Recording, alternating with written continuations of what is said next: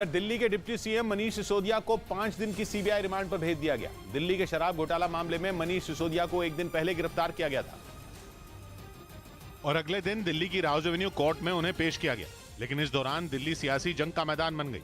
आम आदमी पार्टी के दफ्तर के बाहर पार्टी के कार्यकर्ता इकट्ठा होकर प्रदर्शन करने लगे।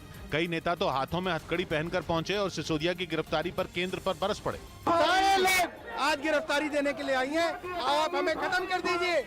दिल्ली के अलावा चंडीगढ़ और भोपाल में आम आदमी पार्टी के कार्यकर्ता सड़कों पर उतरे और दिल्ली के शराब कांड मामले में हुई सिसोदिया की गिरफ्तारी का विरोध किया।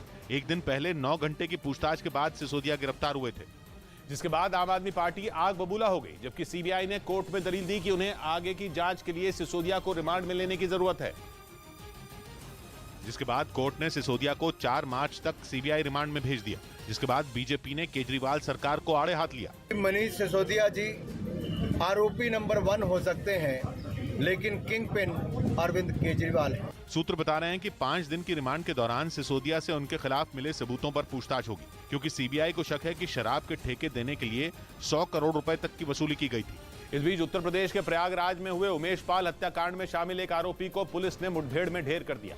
आरोप है कि उसने मुठभेड़ के दौरान पुलिस वालों पर गोलियां चलाई, जिसके बाद पुलिस ने उसे जवाबी फायरिंग में ढेर कर दिया। पुलिस ने यहां पर एक बड़ी कार्रवाई की है। पहले आरोपी अरबाज को ढेर किया। पुलिस के मुताबिक जिस आरोपी को मार गिराया गया वो उमेश पाल हत्याकांड के बाद से ही फरार चल रहा था। उस दिन इसके द्वारा फायरिंग भी की गई थी। आरोप है कि अरबाज ने मुठभेड़ के दौरान पुलिस पर फायरिंग की, जिसमें धूमनगंज थाने के एसएचओ राजेश कुमार मौर्य घायल हो गए। बीते शुक्रवार को प्रयागराज में उमेश पाल की कुछ बदमाशों ने गोली मारकर हत्या कर दी थी। उमेश पाल साल 2005 में बीएसपी के नेता राजू पाल की हत्या के केस में मुख्य गवाह थे। पुलिस अब इस हत्याकांड से जुड़े बाकी आरोपियों की तलाश में जुट गई।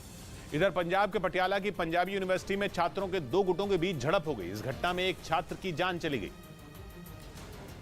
जिसका नाम नवजोत सिंह बताया गया। पंजाबी यूनिवर्सिटी में अचानक छात्रों के 2 गुटों के बीच झगड़ा हो गया। आरोप है कि इसी दौरान दूसरे गुट के कुछ छात्रों ने नवजोत पर चाकू से हमला कर दिया। घटना की सूचना मिलते ही पुलिस मामला दर्ज कर आरोपी छात्रों की तलाश में जुट गई। ब्रेकिंग न्यूज है दिल्ली से। दिल्ली की राउज एवेन्यू कोर्ट ने पूर्व रेल मंत्री लालू यादव और उनके परिवार को समन्स जारी किए हैं। लालू यादव के अलावा उनकी पत्नी राबड़ी देवी और बेटी मीसा भारती का नाम सामने आया। लालू समेत उनके परिवार के सदस्यों पर जमीन के बदले नौकरी देने का आरोप है। सीबीआई की चार्जशीट के आधार पर कोर्ट ने समन्स जारी किए हैं। सभी आरोपियों को 15 मार्च को पेश होने का आदेश जारी किया गया है। सीबीआई ने इस केस में 16 आरोपियों के खिलाफ पिछले साल 10 अक्टूबर को चार्जशीट दाखिल की थी। विक्रांत हमारे साथ जुड़ रहे हैं। विक्रांत, तो अब क्या होगा इसमें? देखिए, बड़ा मामला है, क्योंकि अब लालू यादव, राबड़ी देवी, मीसा भारती समेत 16 आरोपियों को यह निर्देश दिया है कि वो 15 मार्च को कोर्ट के सामने पेश होंगे। और अदालत इस मामले में सीबीआई ने चार्जशीट दाखिल की थी पिछले साल 10 अक्टूबर पर, उसको कोर्ट ने कॉग्निजेंस लिया और ये कहा कि प्राइमा फेसी आरोपियों के खिलाफ मामला चलाने के पर्याप्त सबूत है, लिहाजा इस पर कॉग्निजेंस लिया जाता है, संज्ञान लिया जाता है और सभी आरोपियों को समन जारी किया।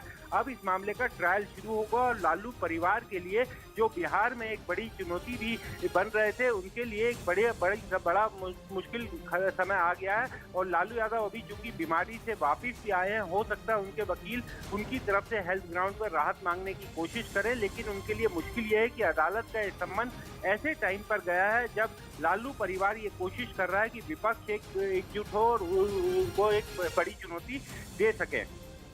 शुक्रिया विक्रांत आपका।